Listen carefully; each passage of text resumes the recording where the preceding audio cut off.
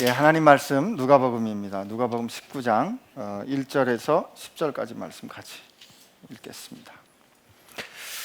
예수께서 여리고로 들어가 지나가시더라. 삭개오라 이름하는 자가 있으니 세리장이요 또한 부자라. 그가 예수께서 어떠한 사람인가 하여 보고자 하되 키가 작고 사람이 많아 할 수 없어 앞으로 달려가서 보기 위하여 돌무화가 나무에 올라가니 이는 예수께서 그리로 지나가시게 되미러라. 예수께서 그곳에 이르사 쳐다보시고 이르시되 삭개오야 속히 내려오라.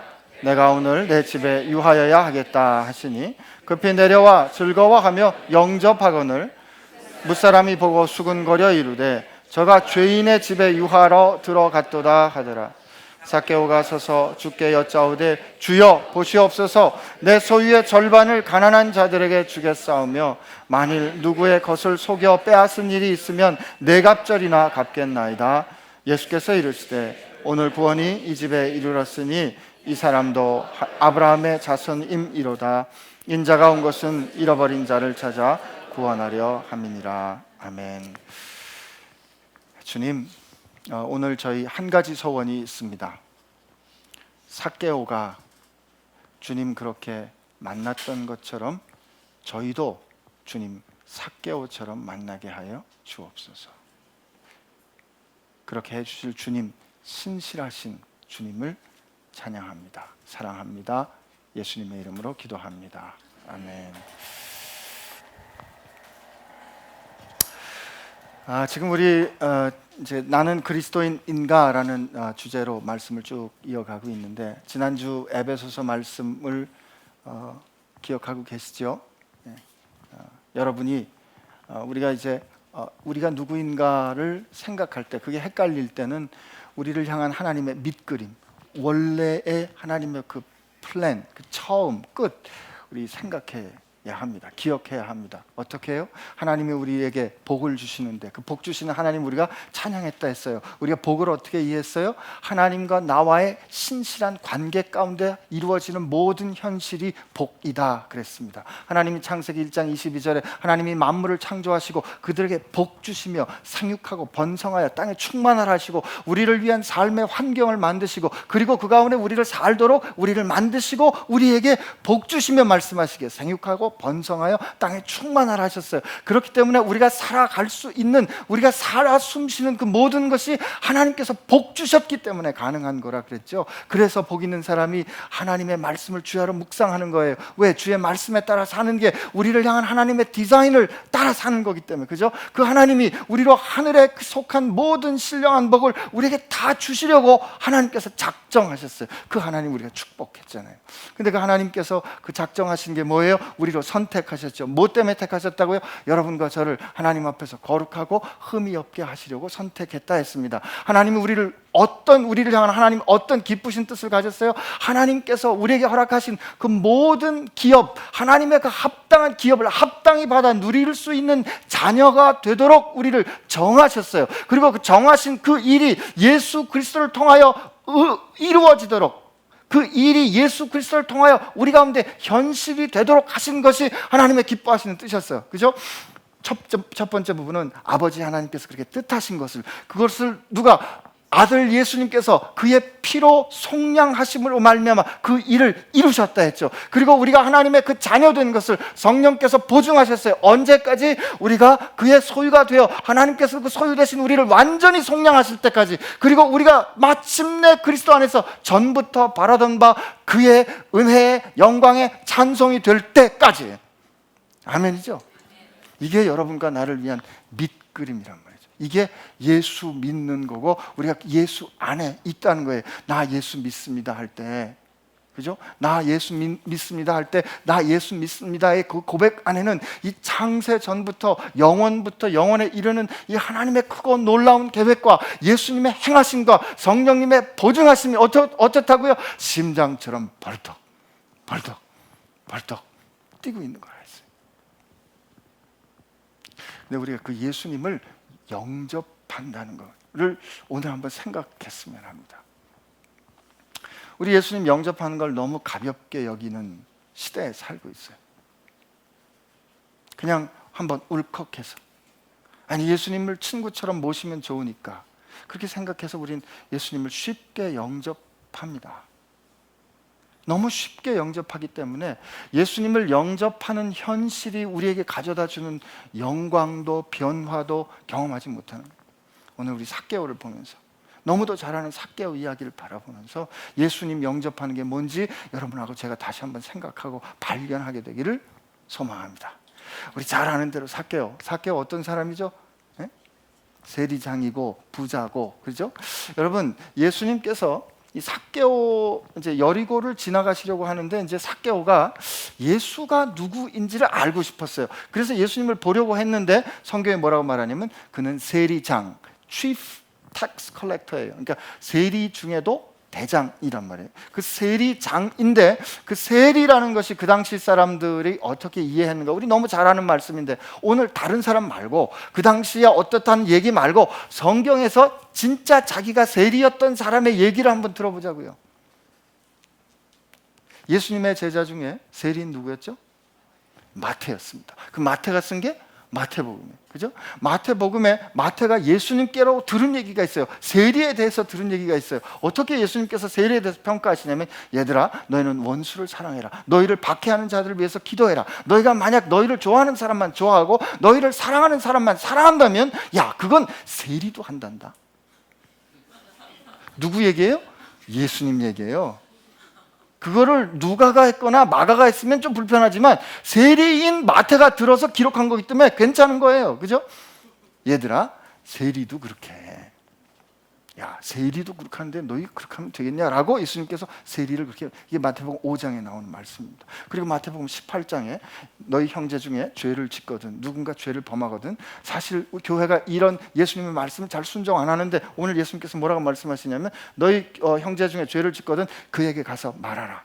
혼자 가서 말하는 거예요. 그가 만약에 내 말을 들으면 하나님께서 기뻐하실 거다. 그런데 말을 하지 않으면 네가 내 친구 한두를 데리고 가서 그로 하여금 그들로 하여금 증인이 되게 하라. 그래도 말을 듣지 않거든 교회에 말하라. 교회에 말해서 그가 말을 듣지 않거든 뭐라고 예수님 말씀하시면 그를 이방인이나 세리로 여겨라. 이렇게 말합니다. 이건 뭐예요? 심판입니다. 너희 중에 형제들이 죄를 뉘우치지 않으면 그거 저 세리로 여겨. 이게 세리에 대한 예수님의 평가에 이게 마태복음 18장에 나온 얘기예요. 예수님께서 마태복음 21장에 또 뭐라고 말씀하시냐면, 얘들아, 그 나라에 말이야, 그 나라에 그런 천국에 관련된 농담이 있는 거 아시죠? 유머가 있는 거. 천국에 가면 세 가지를 놀랜다는 거 아시죠? 첫째, 어떻게 저자가 천국에 와 있을까? 그러니까 첫 번째 놀라는 거죠. 두 번째, 어떻게 그 존경하는 목사님은 천국에 없을까? 그죠? 그리고 세 번째, 뭘 놀래요? 어떻게 내가 와 있을까? 그죠? 우리가 그렇게 놀라게 되기를 바랍니다. 예수님께서 그렇게 말씀하신, 얘들아, 그날에 하나님 나라에 사람들이 들어가는데 놀랍게도 세리와 죄인들이 먼저 들어간다. 그러니까 의외의 사람들이 천국에 먼저 들어갈 거야 라고 말씀하시는 첫 번째 예가 뭐다? 세리예요. 이거 세 가지, 이 마태복음 21장에 나온 얘기인데 세 말씀 다 누구의 말씀이에요? 예수님의 말씀이죠. 예수님이 세리를 놓고 평가한 거예요. 이게 당시의 세리에 대한 얘기였어요. 그가 이런 사람이었어요. 그 중에 대장이었단 말이죠. 그런데 부자예요. 여러분, 열심히 일해서 하나님께서 물가에 심은 나무와 같이 그의 율법을 죄로 묵상해서 그가 열매를 많이 맺고 부자가 됐으면 할 말 없어요. 동방의 의인 욥처럼 부자 됐으면 할 말 없어요. 그런데 그는 세리인데 부자면 말이죠, 사람들이 속상하죠. 밉죠. 얄밉죠. 그죠?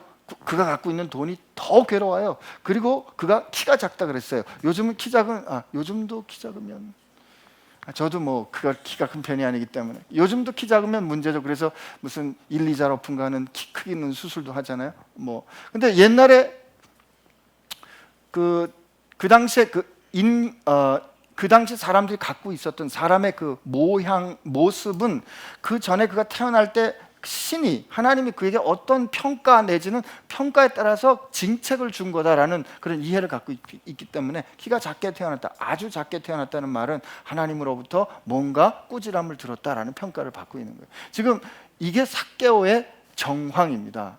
우리 보통 삭개오, 근데 이 삭개오가 말이에요, 예수님이 누군지 알고 싶었고 예수님을 만나고 싶었어요. 그래서 4절에 보니까 우리 4절 한번 같이 3절 4절 한번 같이 읽어볼까요? 시작. 그가 예수께서 어떠한 사람인가 하여 보고자 하되 키가 작고 사람이 많아 할 수 없어 앞으로 달려가서 보기 위하여 돌 무화과 나무에 올라가니 이는 예수께서 그리로 지나가시게 되미로라. 삭개오가 예수님 보고 싶었어요. 만나고 싶었어요. 그런데 지금 그런 컨디션이 있고, 또 여기 보니까 그가 키가 작았고 사람들이 많아 할 수 없었대요. 사람들이 그에게 길을 터주지 않습니다. 사람들이 그에게 길을 열어주는 게 아니에요. 그죠? 뭐 충분히 그럴 수 있는 거죠. 근데 저는 그래서 지금 그가 앞질러 가는 게 어떤 거냐면, 우리 한번 지금 예수님께서 저렇게 지나가시니까 예수님께서 오시기 전에 그가 오시는 일행 앞을 먼저 가서 달려가 가지고 예수님 오시는 그 길가에 서 있는 나무에 올라가 있는 거예요. 여러분, 그의 마음 가운데 소원이 있었어요. 예수님을 보고 싶다, 알고 싶다는 소원이 있었는데 현실이 그러하여금 예수님을 영접하지 못하게 합니다. 그는 세리장이었어요. 또 그는 부자였지만 그 부는 존경받는 부가 아니었어요. 키도 작았어요. 사람들은 많은데 그에게 길을 열어주지 않았어요. 우리 생각합니다. 네가 영접하기만 하면, 네가 영접할 수만 있으면, 영접하고자 하기만 하면 너는 예수님 영접할 수 있어라고 말하지만, 사실 두고 보면 말이죠, 우리가 예수님 앞에 나가지 못하도록 하는 많은 이유들이 있어요. 사회적으로, 정치적으로, 그리고 우리가 어떤 하나님 앞에 우리 문제를 풀고 싶지만 내가 결정하지 않은 일 때문에 삭개오가 키 작게 태어난 건 자기가 결정한 게 아니잖아요. 그저 그런 일처럼 나는 왜 이런 집안에 태어났을까? 왜 이런 일이 내게 일어났을까? 왜 이런 병이 내게 생겼을까? 하는 내가 결정하지 않은 일로 내 상황이 한정되고 결정되는 경험을 우리가 한단 말이에요. 그분 앞에 가서 그분을 영접하고 싶지만 영접하지 못하는 일이 우리 삶 가운데 일어납니다. 여러분, 여기 질문이 있어요. 삭개오가 예수님을 영접했죠. 6절에 보니까. 자, 그죠? 우리 성경 말씀 한번 봅시다. 삭개오가 예수님을 기뻐하며 영접했어요. 6절에, 그죠? 급히 내려와 즐거워하며 영접했습니다. 예수님 영접했죠. 그죠? 근데 그 전에 삭개오가 영접할 수 있었던 이유가 뭔가요? 5절이죠. 예수께서 그곳에 이르사 쳐다보시고 이르시되 삭개오야 속히 내려오라. 내가 오늘 내 집에 유하여야겠다. 여러분, 우리 현실을 정확하게 알아야 됩니다. 1. 우리가 예수님 영접할 수 있는 것 같지만 1. 여러분과 저는 우리 능력으로 예수님 영접할 수가 없습니다. 우리가 예수님을 영접할 수 있는 것은, 여러분과 제가 예수님을 영접할 수 있었던 것은 그분이 나를 영접하셨기 때문에, 그분이 내게 오셨기 때문에, 그분이 내게 오셔서 내가 너와 함께 해야 되겠다, 내가 네 삶 가운데 들어가야 되겠다, 그분이 결정하시고 그분이 오셨기 때문에 우리가 영접할 수 있는 거예요. 여러분, 절대 착각하지 마십시오. 우리가 그분 영접하는 거 아닙니다. 우리 능력으로는 영접할 수가 없어요. 의도도 있어요. 알고 싶어요. 보고 싶어요. 그러나 할 수 없는데 예수님께서 그에게 오십니다. 그냥 알고 싶었어요. 그가 누군지 한번 보고 싶었어요. 근데 예수님의 응답은 지나칩니다. 기대 이상이었어요. 예, 내가 오늘 네 집에 가서 좀 자야 되겠다. 예수님의 이 결정은 충격과 갈등을 일으킵니다. 7절에 보니까 이렇게 되어 있어요. 무사람이 보고 수군거려 이르되 저가 죄인의 집에 유하러 들어갔도다 하더라. 이때 보고 수군거리다라는 말은 began to grumble 혹은 murmuring 한다 그래요. 이게 막 좀 작게 말하면 이런 거죠. 여러분, 우리 궁시렁 된다 그러죠. 그죠? 그 앞에서 말 못하고 그냥, 아니면 grumble 한다는 말은 좀 더 공격적인 표현이죠. 아니 말이야, 왜 죄인의 집에 들어가는 거예요? 예수님께서 지금 삭개오 집에 들어가는 건 충격이 됩니다. 왜요? 아니 저분이 왜 나 같은 사람의 집에 오시는 건가? 왜 나 같은 인생에 저분이 들어오시는가? 삭개오에겐 충격이 됩니다. 그러나 누군가에겐 갈등이 돼요. 아니 어떻게 저런 자의 집에 가는 거지? 왜 부자 관원처럼 말이에요. 어렸을 때부터 계명도 잘 지키고 영생에 대한 관심도 있고 그런 사람들하고 같이 무리가 돼서 같이 다니시지 왜 저런 사람들하고 같이 다니는가 하고 갈등이 일어나요. 그런데 마태는 자기가 세리이기 때문에 세리에 대한 예수님의 냉정한 평가를 그대로 쭉 전해주는데, 누가는요 세리에 대한 그 따뜻한 시선을 갖고 있습니다. 누가복음 3장에 보면 이 세례 요한이 선포할 때 세리들이 우리는 어떻게 해야 세례를 받을 수 있습니까? 세리들이 뉘우칩니다. 그리고 누가복음 7장에 가면 누가복음 7장에 어떻게 되어 있냐면 그들은 뉘우치고 자기 죄를 뉘우치고 세례 요한에게 회개 세례를 받지만 바리새인들과 율법학자는 자기들을 위했기 때문에 세례받지 않습니다. 뉘우치지 않습니다. 예수님이 누가복음 5장에 보면 그들과 함께 밥 먹어요. 그래서 너는 왜 이 죄인들하고 같이 밥을 먹느냐? 예수님께서 말씀하시죠. 야, 내가 이렇게 와서 밥 먹는 걸 보고 너희는 나를 향하여 세리와 죄인들의 친구라고 말하는구나 라고 예수님께서 당신의 닉네임을 세리들의 친구라고 말했다고 말해주는 거예요. 15장 1절에 보니까 세리와 죄인들이 그 옆에 많이 모여들었습니다. 예수님 항상 그들 곁에 계셨어요. 그들과 함께 하셨어요. 이거는 충격적이고 이거는 갈등을 일으키는 상황인 거죠. 여러분, 이 상황이 예수님께서 우리에게 오신 상황이고 이것을 우리가 그 오신 분을 맞아들이는 상황인데 이게 어떻게 지적 동의로 되겠느냐고. 이게 어떻게 그냥 아무 변화도 없이 아무 생각도 없이 내 인생에 대한 다시 처음부터 생각해보는 그런 변화 없이 어떻게 그분을 맞이할 수가 있겠어요? 아니, 우리 말했잖아요. 하나님께서 우리에게 오셔서 우리를 향한 하나님의 뜻을 예수께서 이루어 주신 게 얼마나 크고 놀랍고 위대한 일이에요. 얼마나 측량할 수 없는 일이에요. 창세전부터 나를 향한 하나님의 계획이 오늘 예수님을 통해서 이루어지시는데 그 일을 위해서 내가 치러야 될 그 값을 예수님께서 치르시겠다 하시고 지금 우리 삶 가운데 오시는 거잖아요. 예수님께서 말씀하시죠. 여러분, 영접하는 건 이런 거 아닐까요? 누가복음 15장에 길을 잃은 한 마리 양이 이렇지 않았겠어요? 자기 생각하기에 좋은 꼴이 있는 것 같아서 목자의 음성을 잠시 놓치고 자기가 원하는 제갈길로 따라갑니다. 고집스럽게. 그러다가 돌아보니까 아무도 없어요. 다른 무리는 아무도 없어요. 어떻게 해요? 골짜기, 광야의 밤은 빨리 옵니다. 금방 어두워졌어요. 들짐승의 소리들이 가까워져요. 추워져요. 그전엔 늘 내 먹을 것이 그래도 있는 그 꼴이 있는 편안한 길이 있었는데 지금 내 앞엔 돌짝밭과 가시밭밖에 없어요. 나 이제 죽는구나. 길은 모르겠어요. 그대로 있으면 내가 죽나 보지. 어떻게 하면 좋을까라고 하는 그때 소리가 들립니다. 신기야! 신기야! 너 어디 있니 신기야? 그리고 목자가 밤새 달려와요. 그 목자가 달려와서 이 녀석 여기 있었구나 하고 나를 끌어안고 나를 그 어깨에 얹고 흥얼거릴 때 나는 그 어깨 위에서 뭘 느껴요? 나를 찾느라고 광야를 헤맸던 그 목자에서 나는 그 부드럽고 따뜻한 땀 냄새를 느끼겠죠. 그리고 그가 나를 찾은 기쁨에 흥얼거리면서 하나님 감사해요 노래할 때 그의 그 부드러운 목소리와 그 가슴에서 울려나온 진동을 나는 느끼며 뭐라고 결정할까요? 나는 이제 다시는 내가 원하는 대로 안 갈 거야. 다시는 내가 보기에 좋은 길로 안 갈 거야. 나는 저분의 손길만 바라볼 거야. 나를 사랑해 주신 이분이 이끈 대로만 갈 거야. 나 이분 아니었으면 죽었을 텐데, 나 이분 아니었으면 죽었을 텐데, 꼼짝없이 죽었을 텐데, 나를 사랑해 주시는 이분께 나는 절대 붙어 있을 거야. 여러분, 이게 영접이에요. 집 떠난 아들은 어땠을까요?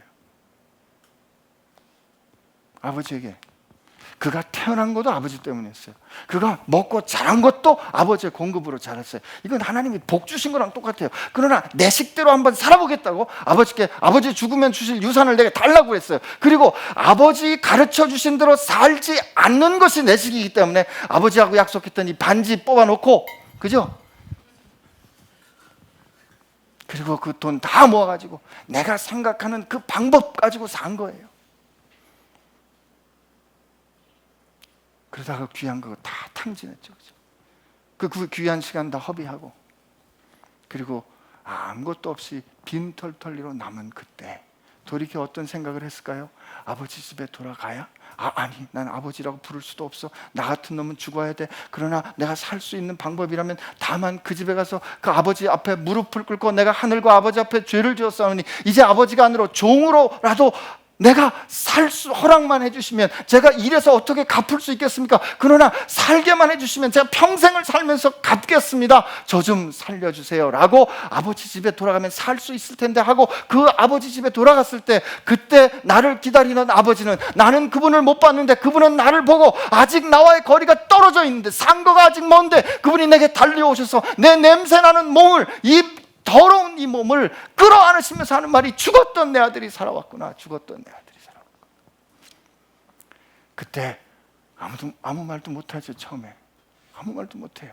그러다가 그 아버지 앞에서 애써 숨을 돌리고 정신을 차려서 아버지를 밀쳐내면서 이렇게 말합니다. 아닙니다. 저는 하늘과 아버지께 죄를 지었습니다. 아들이라 말할 수가 없습니다. 그저 받아만 주신다면 종으로 살겠습니다. 그랬을 때 아버지는 뭐라고 말합니까? 이 옷을 갈아입혀라. 이 더러운 옷을 갈아입혀라. 내 아들의 옷을 입혀라. 그리고 그 반지를, 손에 빼서 있던 그 반지를 아들에게 다시 끼워줍니다. 이 반지는 뭐예요? 아버지와 아들이었던 그 관계를 회복시켜 주는 거예요. 그는 그때 그 반지가 싫었어요. 그 반지를 벗어버리고 싶었어요. 그런데 내가 다시 내 힘으로 회복할 수 없는 그 반지를 아버지께서 다시 끼워주신, 신발을 갈아신다. 그 아버지의 넘치는 사랑, 측량할 수 없는 사랑에 베풀어 주심에 그저 감사함으로밖에 내가 어떻게 말할 수 없어서 그 베풀어 주신 그 사랑 앞에 내 인생을 드리는 거, 이게 영접이에요.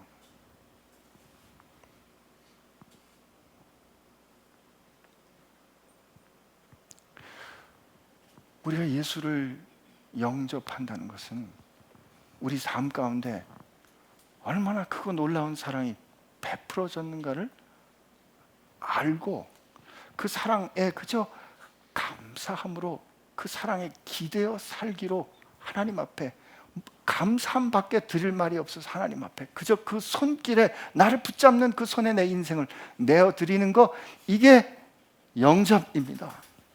삭개오가 그랬어요. 어떻게 저분이 내 삶에, 내 인생 가운데 들어오는가. 그래서 그가 그것을 깨달았기 때문에, 그것을 안 그가 어떻게 가만히 있을 수가 있어요? 어떻게 그냥 변화가 일어나지 않을 수가 있냐고요. 어떻게 그냥 일주일에 한 번 교회 가고, 어떻게 그냥 내가 안 하던 기도하고, 그래 큐티하고 콰이어 타임하고 그걸로 끝나겠니? 그럴 수 없는 거죠. 그럴 수 없는 거예요. 그래서 그가 어떻게 생각해요? 전에는 다른 사람이 가난하든 말든 상관이 없었어요. 내게 돈 많으면 됐어요. 내가 다른 사람의 것을 빼앗든 말든 상관이 없었어요. 내가 갖고 싶은 거 가지면 그만이에요. 그게 내 인생이었단 말이에요. 그런데 지금 그가 그 예수, 자기를 향한 사랑을 알고 그분을 영접한 다음에 어떻게 마음이 바뀌어요? 가난한 사람이 눈에 보이는 거예요.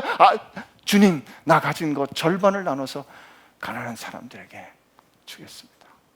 그 전에 살 때는요, 그 가난이 왜 내 죄예요? 가난한 사람이, 저 헤이티에 아세티 조셉이라는 여자아이가 있어요. 이름은 가명입니다. 폴 파머라는 사람이 쓴 책에 나오는 이야기인데, 스몰민이었어요. 그 전에 이 조상으로부터 물려받은 농장에서 행복하게 잘 살았어요. 그런데 헤이티에서 이 개간 사업을 하면서 그가 살던 고향이 수몰 지역이 됐습니다. 그래서 가능한 농사 지을 수 있는 그 조금 위쪽으로 올라갑니다. 근데 토질이 별로 좋지 않아요. 그러니 소출이 별로 없죠. 그러니까 어떻게 해요? 엄마하고 이 아세티가 예쁘장했어요. 다른 아이 또래보다 훨씬 크고 예쁘장했어요. 그러나 공부할 수 없으니까 엄마랑 같이 나온 채소를 가지고 장에나 팝니다. 오가는 사이에 군인들이 그를 놀립니다. 이쁘장하잖아요. 말을 걸어요. 근데 아세티 생각에 이렇게 생각합니다. 내가 지금 공부할 수도 없고 내 인생이 이렇게 해서 내가 제대로 살 수도 없고 내가 집에 짐이 되니 차라리 누군가에게 시집을 갈까. 그러다가 한 군인 장교하고 눈이 맞습니다. 그는 부인이 있는 사람이었어요. 그가 알아요. 그러나 이렇게밖에 내가 살 수 없다고 생각하니까 그와 연애하는 관계에 됩니다. 그런데 그와 함께 그렇게 얼마를 지내고 난 다음에 그 군인이 열이 나면서 원래 본처로 떠나게 돼요. 그리고 하세티는 몰랐어요. 그로 에이즈가 감염이 된 걸 몰랐어요. 그리고 도시에 가서 가정부로 살다가 그가 발병하면서 그와 함께 살았던 그 남자와도 헤어지고 돌아와 안타깝게 죽고, 그 죽은 딸을 가슴에 안고 아버지가 울다가 그 역시 자살합니다.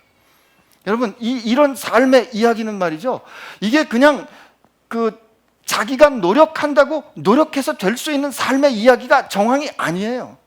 그런데 그 사람의 이야기가 그 가난이 내 죄인가? 라고 생각했던 거죠. 그게 내 책임인가? 라고 생각했던 거예요.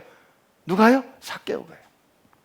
그런데 그의 삶 가운데 들어온 예수님 만나고 나니까 먹을 거 없는 사람들, 주님 먹을 거 없으니 그 사람들 내보냅시다 라고 말했을 때, 야, 그 사람들 갈 거 없어, 니네가 먹을 걸 좀 줘 라고 하셨던 그 무리를 향하여 먹자 없는 양같이 불쌍히 여겼던 그 예수님의 가슴이 그의 가슴으로 되니까 어떻게 해요? 내가 이 물질이 아니면 이젠 살 수 없어, 이 물질이 있어야 내 삶의 시큐리티가 보장이 되는 거야 라고 생각했던 그의 힘의 근원과 파워의 원천이었던 그 물질이 더 이상 그에게 힘이 아니었던 거죠. 그죠?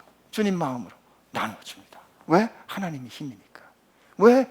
하늘의 그 모든 풍성한 복을 합당히 받아 누릴 수 있는 하나님의 자녀가 되었으니까. 나는 내가 돈이 있었어도 그 아버지의 가족에 절대 못 들어갔었는데 그분이 내 삶 가운데 들어와서 나를 향하여 저 어둠의 자식들, 나를 향하여 저 땅의 자식들 암하레스라고 부르면서 나로 하여금 절대 그들의 무리 안에 들어가지 못하도록 했는데, 오늘 마지막에 보니까 이 집에 구원이 이르렀도다, 이 사람이 아브라함의 자손이로다 라고 말씀해 주시는, 나로 하나님의 자녀가 되게 해주시는 그 주님의 마음을 내가 아니까 가난이 책임이 아니었다가 이제 그 마음에 따라 내가 가난한 자들을 위해서 물질을 나눌 수 있는 사람이 된 거예요. 그가 뭐라고 고백합니까? 내가 누구 것을 토색한 것이 있으면, 빼앗은 것이 있으면 4배로 갚아주겠습니다. 여러분, 레위기 6장에 보면 이렇게 돼 있어요. 너희들 누구 중에 너희 이웃이 저당 잡힌 거나 너희 이웃을 맡긴 것을 너희들이 망가뜨리거나 혹은 그것을 훔치거나 다른 사람의 것을 주웠는데 주지 않았다고 속이거나 혹은 다른 사람의 것을 몰래 훔치는 게 된 경우에 뭐라고 얘기하냐면, 너희는 원래 그 본래의 값을 다 그에게 돌려주고 거기다 5분의 1을 더해 주어라 라고 레위기 6장에 나옵니다. 이게 더 이 페널티를 치르는 거죠. 값을 치러줘야 돼요. 그게 먼저예요. 그게 먼저 하고 그리고 속건제를 하나님 앞에 드려야 합니다. 그런데 오늘 뭐라고요? 내가 누군가를 뺏은 게 있으면 저요, 그거 5분의 1이 아닙니다. 4배로 갚겠습니다. 왜요? 나는 그분에게 엄청난 사랑을 받았습니다. 우리는 우리 스스로가 예수님 영접하지 못합니다. 그러나 하나님은 그 하늘의 놀라운 사랑의 크기를 가지고 우리 삶에 오셨어요. 우리가 그 앞에 갈 수 없는 형편에 있었음에도 불구하고 그분은 우리에게 오셔서 우리를 영접해 주셨습니다. 우리가 예수님을 영접한다는 것은 나를 영접해 주신 그 하나님의 사랑에 우리의 삶을 내어드리고 그 손길에 우리가 의지해 살겠습니다, 감사합니다, 이게 영접이에요. 여러분 분명히 아십시오. 여러분 예수님 영접해 드리는 거 아닙니다. 그러니 어떻게 우리가 가만히 있을 수 있겠어요? 우리 삶을 이끌어가던 세계관이 뒤집어지는 거죠. 시카고의 어느 교회 목사님이 병원에 다니는 간호사 자매님하고 얘기를 했답니다. 간호사는 병원에 출근할 때마다 이렇게 기도했대요. 하나님, 오늘도 가면 병원에 저를 위해서 주차장 자리를 준비해 주세요. 그리고 번번이 하나님이 주차장 자리를 준비해 주셨답니다. 목사님이 물었답니다. 자매님, 어느 날 아기 때문에 진통이 있어서 갑자기 차를 대야 하는 산모가 기도를 하고 병원에 오면서 주차장이 있었으면 좋겠습니다 기도할 때, 자매님 기도하고 부딪혔을 때 하나님 어떻게 하면 좋을까요? 하나님은 제 기도를 들어주십니다. 자매님, 그분은 어떡하고요? 믿음이 약해서 그래요. 좀 더 세게 기도했어야죠. 라고 누군가 고백했을 때 그분이 질문하는 거죠. 이분은 진짜 복음을 들어 예수님을 영접한 것인가 질문합니다. 삭개오가 예수님을 만났을 때 그 인생을 바라보는 눈이 완전히 뒤집어졌잖아요. 그러나 오늘 우리 삶을 돌이켜보면, 우리의 생각을 돌이켜보면 생각도 삶도 헤아림도 별로 변하지 않은데 그저 예수님만 우리가 말하고 있는 것은 아니죠. 그렇기 때문에 예수님이 우리 삶에 오셔서 우리가 그분을 영접해 그분과 같이 사는 것이 이렇게 엄청난 일이기 때문에 예수님이 우리가 그분 만나서 그분을 영접하는 그때 우리를 아주 심각하게 점검하십니다. 여러분도 저도 예외 아닙니다. 누가복음 9장에 보니까 어떤 제자들이 예수님 이렇게 말했어요. 선생님이 가시는 곳은 어디든지 제가 따르겠습니다. 선교지 나가기 전에 보통 훈련생들이 하는 말이에요. 탁 손들고 주여 어디든지 나를 보내소서, 내가 어디든지 가겠나이다. 말은 그렇게 하지만 가로 열고 저는 우즈벡에 보내주세요, 뭐 이런 식의 다 그게 있지만, 그때 예수님이 그를 향해서 이렇게 말씀하십니다. 뭐라고요? 이 여우도 굴이 있고 공중에 나는 새도 그 깃들 곳이 있는데 인자는 머리 둘 곳이 없다. 너 나를 따르고 싶다 그랬는데 내가 가는 길은 그게 꽃길도 아니고 네가 원하는 것처럼 네가 원하는 것이 그대로 이루어지는 그 번영의 길도 아니야. 너 그럼에도 불구하고 나를 쫓아올 수 있겠어? 라고 예수님께서 점검하십니다. 그리고 어떤 제자에게는 이렇게 말씀하세요. 너희는 나를 따르라. 그랬더니 그 제자들이 뭐라고요? 아버지의 장사를 치르고 오게 하세요. 오게 허락해 주세요. 그랬더니 예수님 뭐라고요? 죽은 자는 죽은 자로 장사 지내하고 너는 다만 하나님의 나라를 전파하라. 예수님께서 아주 강력하게 챌린지 하십니다. 그가 다른 사람들이 이렇게 말해, 먼저 작별하고 오게 해주세요. 작별하고 나서 그리고 주님 우리가 주님을 따를게요. 근데 작별하고 올게요 라고 말했을 때 쟁기를 잡고 뒤를 돌아보는 자는 하나님의 나라에 합당하지 않다라고 예수님께서 말씀하세요. 왜 그랬을까? 하나님이 우리를 사랑하실 때, 하나님이 우리를 위하여 당신의 뜻을 이루실 때 예수님께서 이 세상에 오시고 인간이 되셔서 이 세상에 오시고 우리 가운데 머물러 사시고 죽으실 때 예수님께서 처음부터 끝까지 붙잡으셨던 그 뜻은 우리가 처음에 확인했던 에베소서 1장에 나온 그 하나님의 뜻이었어요. 그 하나님의 뜻을 예수님은 항상 우선순위에 뒀단 말이에요. 그것을 양식 삼아 사시고 그것을 순 삼아 사신 그분이, 그리고 마지막 겟세마네 기도에 결국 그 뜻을 붙잡고 그리고 십자가에 오르신 그 뜻이었어요. 예수님은 그렇게 결정하셔서 우리 삶에 오셨는데 말이죠. 우리는 어떤 태도로 그분을 영접하는지 예수님이 점검하신다는 거예요. 우리는 물어볼 겁니다. 말씀하실 겁니다. 예수님께서 그런 점검을 위해서 갈등을 마다하지 않으십니다. 괜찮아요. 예수님께서 그렇게 하실 땐 다 우리를 사랑하시니까 그렇게 하시는 거예요. 마지막에 여러분과 함께 예수님이 우리를 어떻게 점검하시는가, 수로보니게 여인, 가나안 여인 얘기를 한번 우리 정리하면서 오늘 어떻게 예수님께서 우리를 사랑하시고 또 우리가 그분을 영접하는 게 무엇인지 가르쳐 주시는지 정리하게 되기를 바랍니다. 자기 딸이 병들었어요. 가나안 여인이에요. 수로보니게 여인, 가나안 사람, 더러운 사람이에요. 더러운 사람의 딸이 더러운 귀신 들렸어요. 근데 그가 이제 그 마태복음 15장과 마가복음 7장에 나오는데 예수님을 막 쫓아오면서 자기 딸을 살려달라고 하는데, 선생님 주여 내 딸이 더러운 귀신에 들어서 고생하는 좀 고쳐주세요. 그런데 말이죠, 예수님이 그를 향하여 아무 말씀도 안 하십니다. 여러분 투명인간 취급을 당해보신 적이 있으신가요? 있으세요? 저도 조금 당해봤는데 힘들더라고요. 근데 예수님께서 아무 대답도 안 하세요. 그때 제자들이 보다 못해 뭐라고 예수님께 말씀하니, 주님 뭐라고 좀 말씀하셔서 저 여자 좀 보내주십시오. 참 그거 보면 우리 예수님 진짜 좋은 선생님이에요. 만약에 그 여자가 그렇게 좀 살려주세요 고쳐주세요 했을 때 예수님께서 그래 보시고 그래 고쳐주마 라고 했을 때 제자들이 그냥 그렇게 예수님께서 마음도 좋으시니까 저 이방인들도 저렇게 고쳐주시겠지라고 그냥 넘치는 거 남은 거를 가지고 이렇게 뭐라 그러죠, 좋은 일 한 것쯤으로 생각할 수도 있을 거예요. 그런데 예수님께서 거절하시는 거예요. 아무 말씀도 안 하세요. 아무 말씀도 안 하세요. 예수님 뭐라고 좀 말씀 좀 해주세요. 예수님 뭐라고요? 나는 이스라엘 집에 잃어버린 양 외에겐 보내심을 받지 않았다. 넌 저 나 상관없는 사람이야 라고 말합니다. 그런데 이 여자가 포기하지 않고 옵니다. 주여 저를 도우소서. 그랬더니 예수님 뭐라고요? 자녀들의 떡을 취해서 개들에게 주는 것은 옳지 않다. 야, 이스라엘은 자녀고 너는 개다 이거죠. 아주 좀. 그랬더니 뭐라고요? 수로보니 여인이 뭐라고요? 야, 주님, 개들도 주인의 상에서 떨어지는 부스러기를 먹지 않습니까? 그랬더니 예수님 뭐라고요? 네 믿음이 크도다. 네가 원하는 대로 될지어다라고 후원해 주십니다.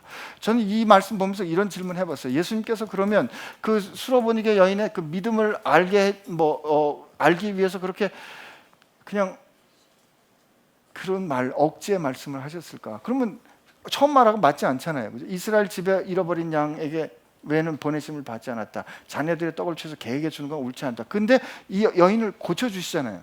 그죠? 그럼 앞에 말은 무슨 말이에요? 우리 이 문제를 뭔가 해결을 해야 되잖아요. 이거 그냥 과장법이에요? 여러분, 부스러기 구원이란 없습니다. 이 사람이 이렇게 말했어요. 개들도 주인의 상에서 떨어지는 부스러기를 먹습니다. 야, 네 믿음이 크구나. 그때 네 믿음이 크거나 네 원대로 되거나 하는 거는 주인의 상에서 떨어지는 부스러기를 먹고 구원해 주는 게 아니에요. 부스러기 먹고 구원받는 건 없어요. 어떤 거는 원래 음식 먹고 구원받고 어떤 것은 부스러기 먹고 구원받으면 구원에는 원래 떡 구원과 부스러기 구원이 있다.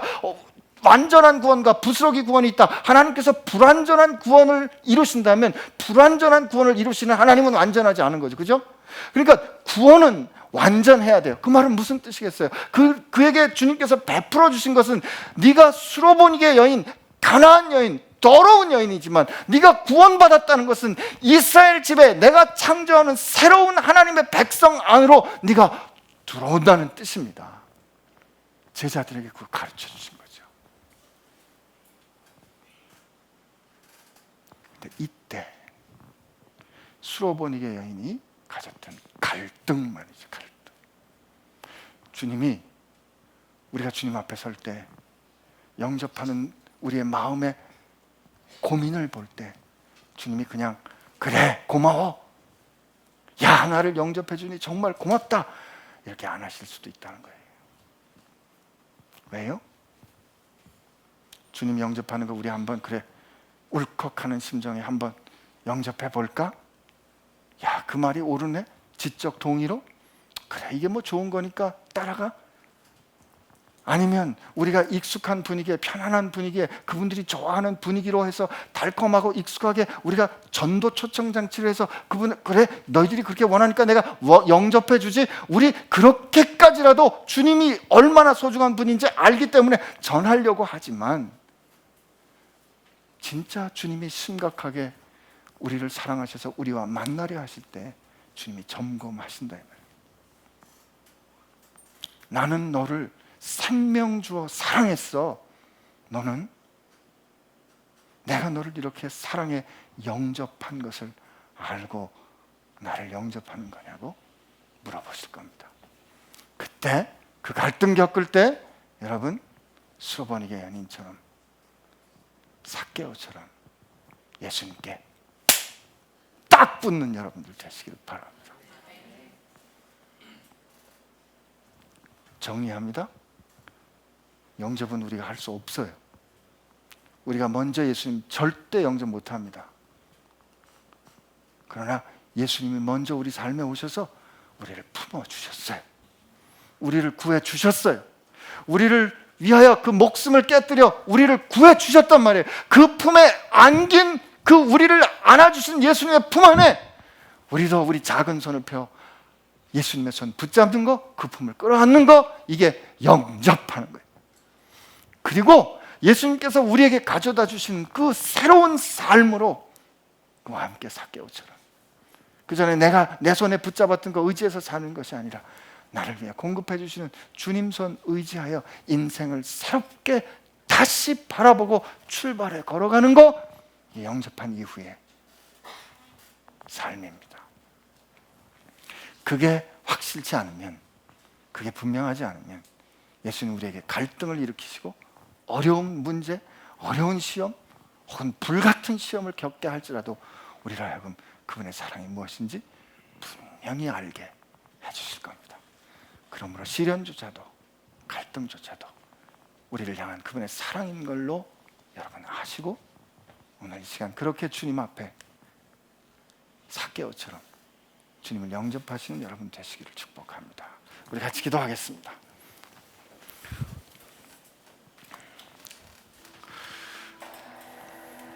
우리 함께 하나님 앞에 기도할 때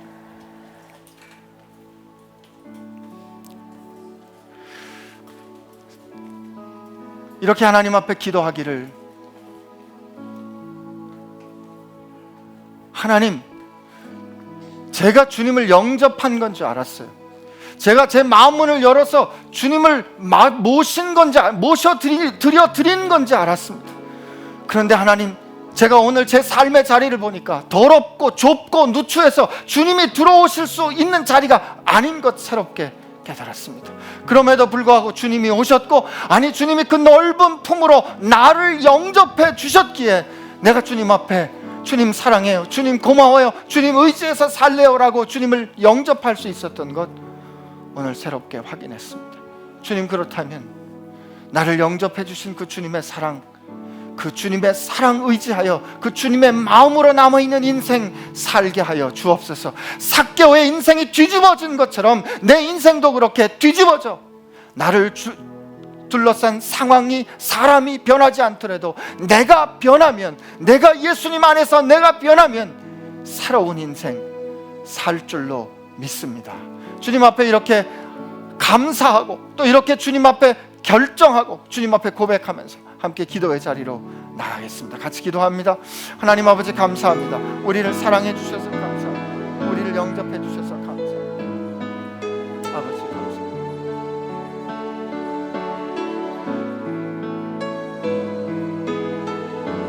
내 삶의 구체적인 나를 그렇게 영접해 주신 주님 감사합니다. 오 주님 감사합니다. 오 주님 감사합니다.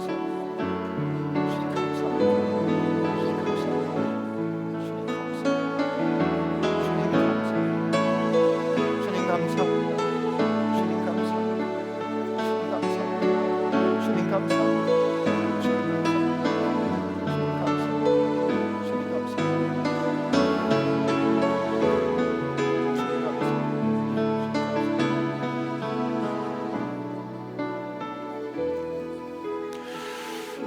주님, 사랑하는 지체들 축복하며 기도합니다. 오늘 우리의 귀를 열어 듣게 하여 주옵소서. 우리 한 사람 한 사람의 이름을 부르시면서 신기야 속히 내려오거라, 내가 오늘 너와 함께 유하겠다. 주님이 먼저 우리를 영접해 주시고 주님이 먼저 우리 삶에 오시고 우리를 품어주신 은혜, 우리 모두가 분명히 알게 하여 주셔서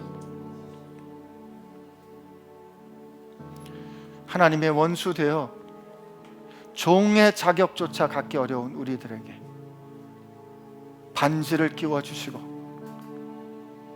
하나님의 자녀 삼아주신 하나님의 영접하심을 의지하고 영접하는 은혜, 은총, 우리 사랑하는 지체들, 우리 모든 지체들이 누리게 하여 주옵소서. 그래서 우리로 그 주님과 함께하는 삶, 삭개오와 같이 변화된 삶 사는 능력, 감격, 앞으로 살아가는 동안 허락하여 주옵소서. 주님 감사합니다. 사랑합니다. 사랑합니다. 주님, 예수님의 이름으로 기도합니다. 아멘.